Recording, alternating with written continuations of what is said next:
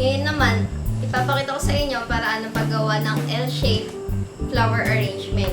Una, gugupitin natin ang ating filler 40 degrees an angle.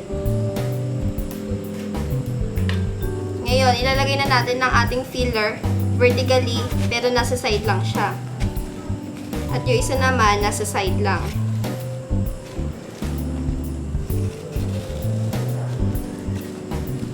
Then, sunod na ang ating line flower.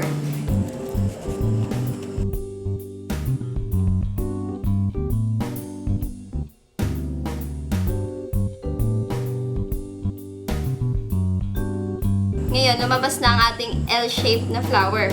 Ang area na to, lalagyan natin ng mass flowers para matakpan ng floral foam.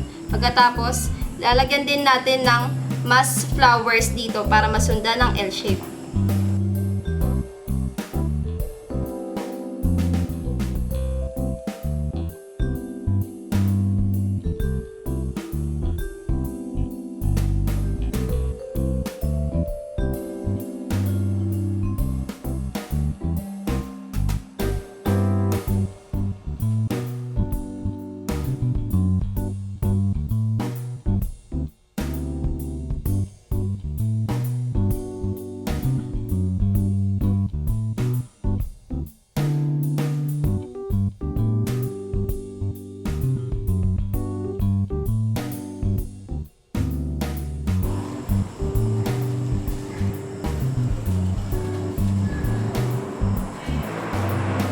Ngayon, ito na ang ating L-shaped flower arrangement.